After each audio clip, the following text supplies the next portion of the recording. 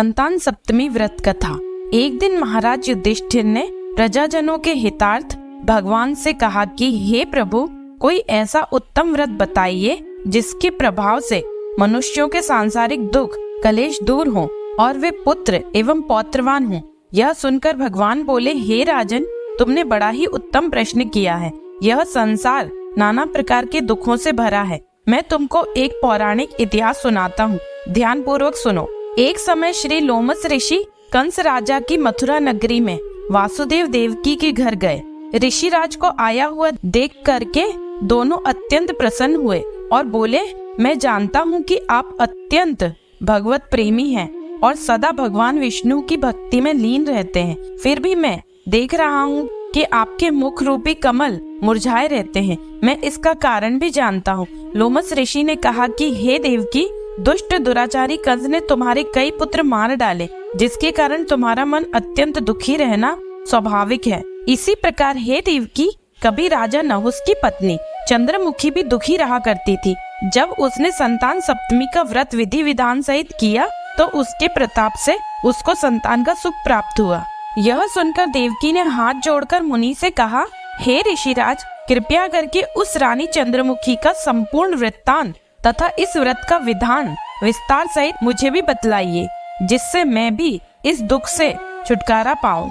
लोमस ऋषि ने कहा, हे देवकी, अयोध्या के राजा नहुस थे। उनकी पत्नी चंद्रमुखी अत्यंत सुंदरी थी। उसी नगर में विष्णुगुप्त नाम का एक ब्राह्मण भी रहता था। उसकी स्त्री का नाम भद्रमुखी था। वह भी अत्यंत रूपवान एवं सुंदरी थी। रानी और इस ब्राह्मणी में अत्यंत प्रेम था। एक दिन वे दोनों सरयू नदी में स्नान करने के निमित्त गईं। वहां उन्होंने देखा कि अन्य बहुत सी स्त्रियां सरयू नदी में स्नान करके निर्मल वस्त्र पहनकर एक मंडप में श्री शंकर एवं पार्वती जी की मूर्तियां स्थापित करके उनकी पूजा कर रही हैं। रानी और ब्राह्मणी यह देखकर उस मंडप में गई और उन स्त्रियों से पूछा, हे बहनों, तुम महादेव पार्वती का किस कारण से पूजन एवं व्रत कर रही हो? यह सुनकर स्त्रियों ने कहा कि हम संतान सप्तमी का व्रत संतान प्राप्ति हेतु कर रही हैं। अभी हमने शिव पार्वती का पूजन चंदन अक्षत आदि से षोडशोपचार विधि से किया है। यह सब इसी पुनीत व्रत का विधान है।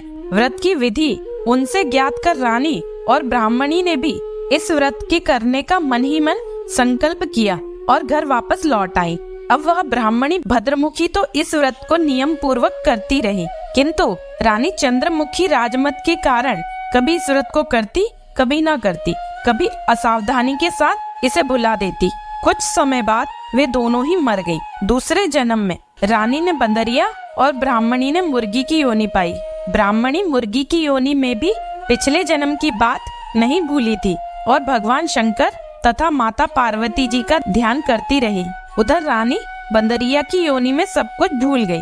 थोड़े समय के बाद इन दोनों ने यह देह भी त्याग दी। अब इनका तीसरा जन्म पुनः मनुष्य योनि में हुआ। उस ब्राह्मणी ने तो एक ब्राह्मण की यहाँ कन्या के रूप में जन्म लिया तथा रानी को एक राजा की यहाँ राजकन्या के रूप में जन्म मिला। उस ब्राह्मण कन्या का नाम भूषणा देवी रखा गया तथा विवाह योग्य होने पर उसका विवाह गोकुल निवासी अग्निभीर नामक एक ब्राह्मण से कर दिया गया। भूषणा देवी इतनी सुंदर थी कि वह आभूषण रहित होते हुए भी अत्यंत सुंदर लगती थी। इतनी सुंदर कि कामदेव की पत्नी रति भी उसके सम्मुख लजाती थी। भूषणा देवी के अत्यंत सुंदर सर्वगुण संपन्न चंद्रमा के समान धर्मवीर कर्मनिष्ठ सुशील स्वभाव वाले 8 पुत्र उत्पन्न हुए। यह सब शिवजी के व्रत का ही पुनीत फल था। दूसरी ओर शिव विमुख रानी के गर्भ से कोई पुत्र नहीं हुआ और वह निसंतान होने से दुखी रहा करती थी। रानी और ब्राह्मणी में जो प्रीति पहले जन्म में थी वह अब भी बनी हुई थी। भूषणा देवी रानी से जब तब मिलती रहती थी। जब रानी वृद्धावस्था को प्राप्त होने लगी तब जाकर उसके एक गूंगा बहरा तथा बुद्धिहीन अल्पायु वाला पुत्र हुआ और 9 वर्ष की आयु में इस क्षणभंगुर संसार को छोड़कर चला गया। अब तो रानी पुत्र शोक में अत्यंत दुखी और व्याकुल रहने लगी। देव योग से एक दिन भूषणा देवी ब्राह्मणी रानी के यहाँ अपने सब पुत्रों को लेकर जा पहुँची। रानी का हाल सुनकर उसे बहुत दुख हुआ, किंतु इसमें किसी का क्या वश। कर्म और प्रारब्ध के लिखे को स्वयं ब्रह्मा भी नहीं मेट सकते। रानी ने अपना कर्म ठीक से नहीं किया था, इसी कारण उसे यह दुख झेलना पड़ा। रानी उस ब्राह्मणी के ऐसे वैभव और 8 पुत्रों को देखकर मन में ईर्ष्या कर उठी तथा उसके मन में पाप उत्पन्न हो गया। ब्राह्मणी ने रानी का संताप दूर करने के निमित्त अपने 8 पुत्र रानी के पास छोड़ दिए और अपने घर चली आई। रानी ने पाप के वशीभूत होकर उन ब्राह्मण पुत्रों की हत्या करने के विचार से लड्डू में विष मिलाकर उनको भोजन करा दिया। सबने प्रसन्न हो भोजन पा लिया, परंतु भगवान शंकर की कृपा से एक बालक की भी मृत्यु नहीं हुई। यह देखकर तो रानी अत्यंत आश्चर्यचकित हो गई और इस रहस्य का पता लगाने का विचार किया। भगवान की पूजा सेवा से निवृत्त होकर एक दिन जब भूषणा देवी आई तो रानी ने उससे कहा कि मैंने तेरे पुत्रों को मारने के लिए विष मिलाकर लड्डू खिला दिए, किंतु इनमें से एक भी मरा नहीं। तूने ऐसा कौन सा दान पुण्य व्रत किया है जिसके कारण तेरे ये पुत्र नहीं मरे और तू नित्य सुख भोग रही है? तू बड़ी सौभाग्यवती है। इस सब का भेद तू निष्कपट होकर मुझे समझा, मैं तेरी बड़ी ऋणी रहूंगी। रानी के ऐसे दीन वचन सुनकर भूषणा ब्राह्मणी कहने लगी, हे रानी सुनो, तुमसे 3 जन्म का हाल कहती हूँ, सो ध्यान पूर्वक सुनना। पहले जन्म में तुम राजा नहुस की पत्नी थी और तुम्हारा नाम चंद्रमुखी था, मेरा नाम भद्रमुखी था और मैं ब्राह्मणी थी। हम तुम अयोध्या में रहते थे और मेरी तेरी बड़ी प्रीति थी। एक दिन हम तुम दोनों सरयू नदी में स्नान करने गए और दूसरी स्त्रियों को संतान सप्तमी का उपवास, शिवजी का पूजन अर्चन करते देखकर हमने तुमने भी इस उत्तम व्रत को करने की प्रतिज्ञा की थी, किंतु तुम राजमत के कारण सब भूल गई और झूठ बोलने का तुमको दोष लगा, जिसे तुम आज तक भोग रही हो। मैंने इस व्रत को आचार विचार सहित नियम पूर्वक सदैव किया और आज भी करती हूँ। दूसरे जन्म में तुमको बंदरिया का जन्म मिला और मुझे मुर्गी की योनि मिली। भगवान शंकर की कृपा से इस व्रत के प्रभाव तथा भगवान नाम को मैं इस जन्म में भी न भूली और निरंतर इस व्रत को नियमानुसार करती रही। तुम अपने इस संकल्प को इस जन्म में भी भूल गई। मैं तो समझती हूँ कि तुम्हारे ऊपर यह जो भारी संकट है उसका एकमात्र यही कारण है और दूसरा कोई कारण नहीं हो सकता है।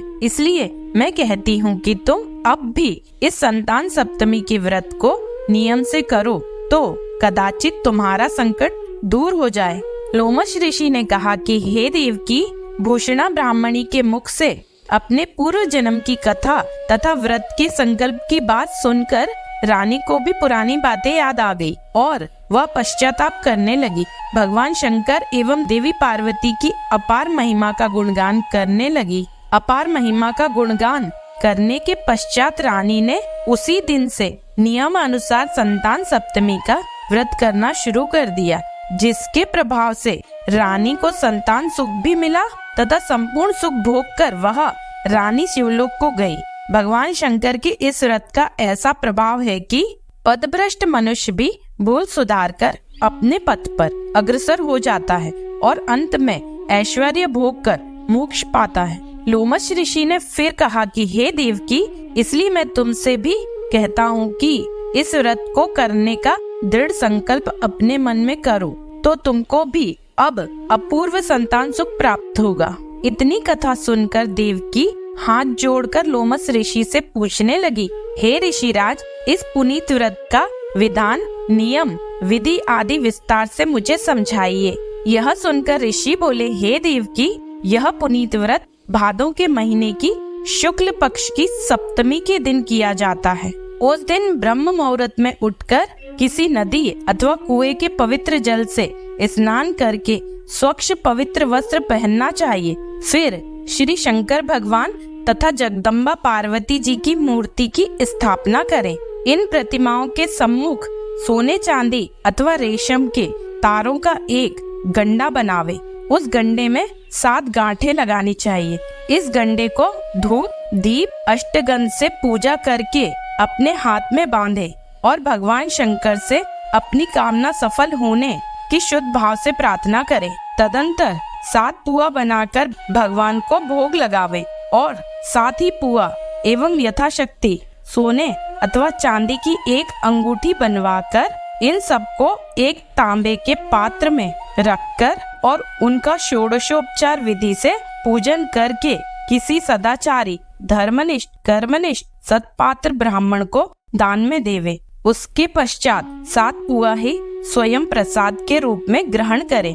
इस प्रकार व्रत का पारायण करना चाहिए।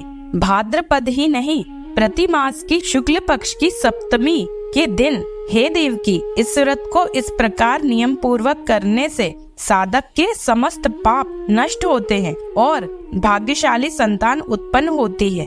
अंत में उसे शिवलोक की प्राप्ति होती है। हे देव की, मैंने तुमको संतान सप्तमी का व्रत संपूर्ण विधान विस्तार से वर्णन कर दिया है।